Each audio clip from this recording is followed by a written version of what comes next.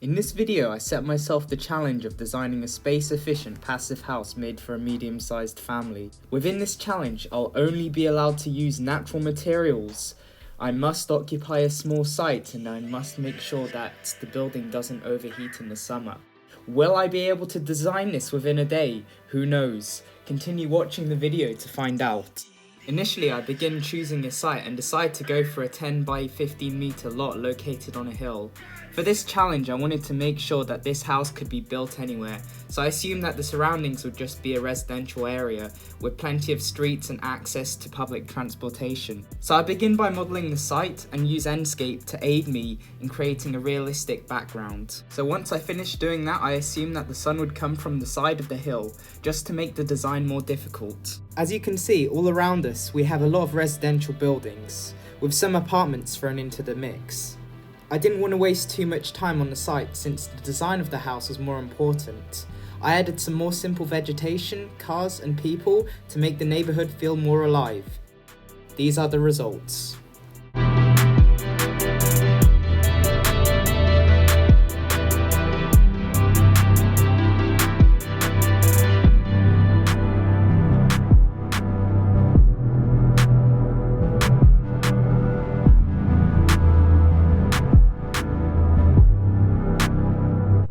With the design, I started off by sketching out some simple geometry in which the building can take form of.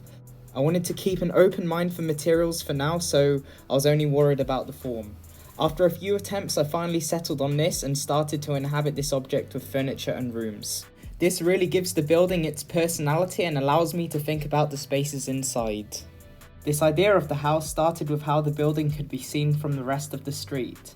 After a few attempts, I realised that the house was going to be a bit too big, as I wanted the building to be built anywhere in this climate. Although the building seemed to fit in perfectly with its surroundings, it seemed to focus too much on the private client in the site-specific context. We can see that although every floor has its own private terrace that shades its sun-facing windows and provides some outdoor space for its inhabitants to chill, this does increase the overall construction of the house. It was time to go back to the drawing board, but before that, a word from our sponsor. Nah, I'm just kidding. So I immediately go back to the drawing board with an air of dissatisfaction. I continue searching for a form that will work, until I arrive at a form that looks like a stack of Legos.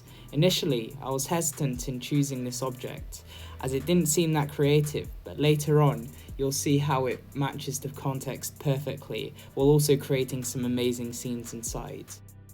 The design involves 3 blocks stacked on top of each other, while being connected with columns where they overlap. The second design that I arrived at turned out to be under 4 meters wide and 8 meters long, which meant that it was perfect to fit in any site. Now that I had a rough idea of what the plans and dimensions were going to be, it was time to test out this idea on the computer.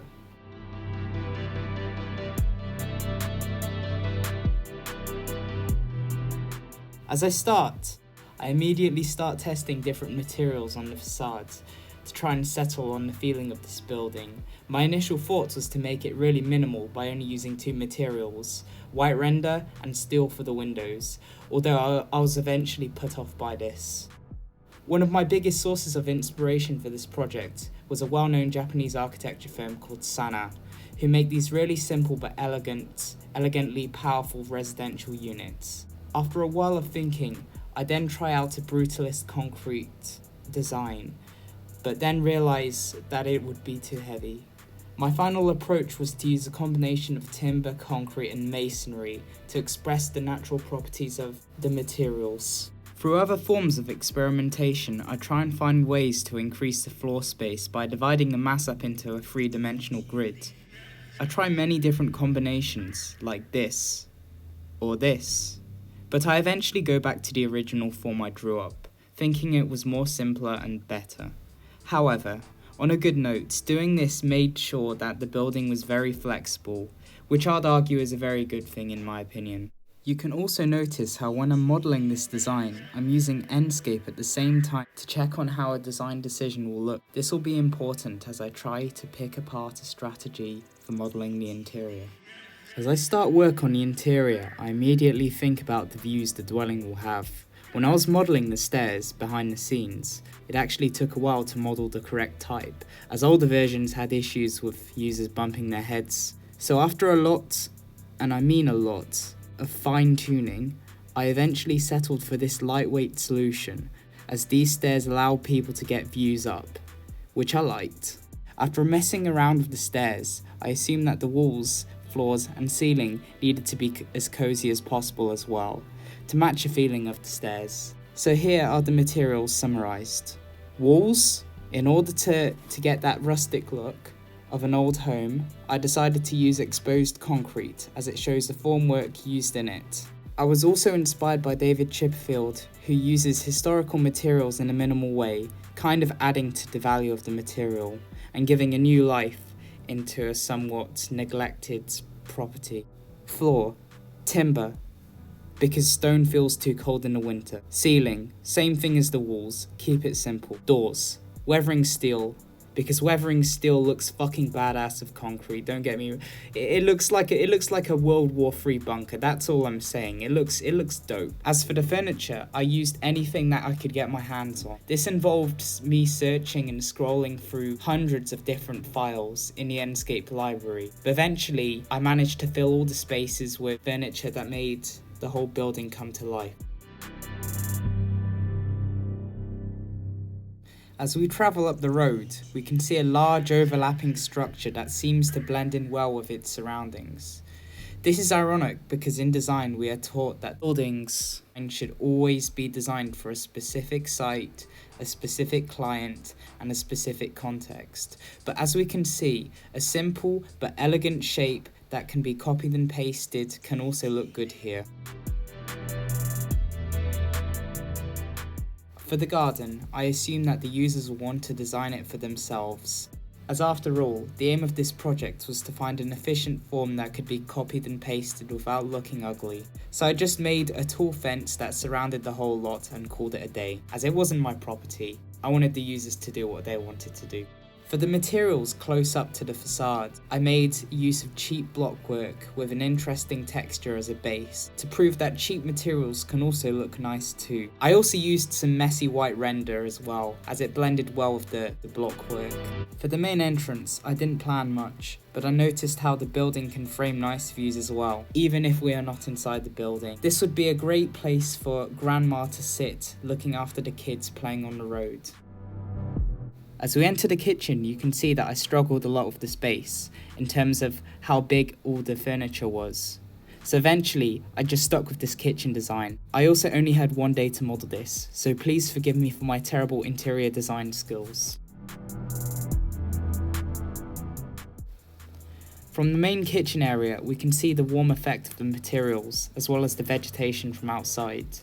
You can see that the front entrance leads directly to the stairway, while also having close access to the small toilet which is stuck on by the side. I did this because the first thing anyone usually does when they get home from school or work is use the toilet. Although the kitchen is small, you have the option to extend it outside into the garden, especially when there's nice weather. The overall composition of materials seemed to work out really well. I don't have enough time to explain why I really like the scene, so let's move on to the next one. I also really like how you can see glimpses of the seating area above, that brings down light, as well as a staircase which fits in perfectly. From the stairs I made sure that lots of vegetation could be seen from all around, as well as showing how people's possessions could be put on display. This in turn made the ledge feel really cozy, as well as having a rich colour composition. You can also imagine a household cat jumping onto this ledge and having a nap, while staring off into the distance. As I designed this form of the building, I didn't expect this place to be so majestic. To me, this building feels fun to explore, while also giving me a warm feeling of how every single element of the building can be interacted with. The seating, the views, the space. This is kind of like a child's playground. When you walk up the stairs, to the right there'll be a bathroom and a main storage area, while to the left there'll be the master bedroom. It took a while for me to figure out how to fit in storage for every single bedroom, but I eventually settled on this arrangement. While the house successfully passed most of the criteria I set out for it, I'd like to hear what you guys thought in the comments. You know what, I might as well just stop. Just enjoy the video.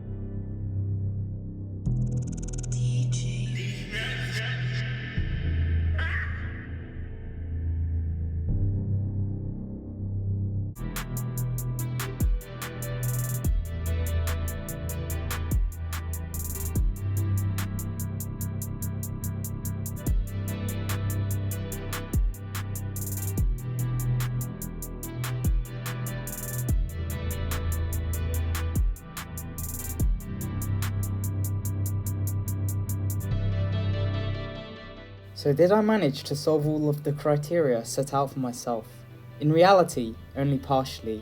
While the building passes the 4 last criteria I mentioned earlier, whether or not this house can be classified as passive house is also debatable, mainly because of the large overlapping structure that will be needed in order to achieve the overhangs. This is a large contributing factor, knowing that this will cause a lot of the heat loss that will be in the building. Also, many of the bedrooms felt too small and cramped, despite having to deal with a small floor space.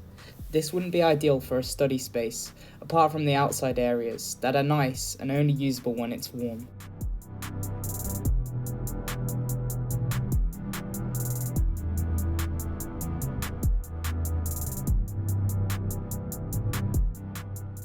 If you enjoyed watching this video, then please consider subscribing and let me know whether you want to see more videos like this in the future.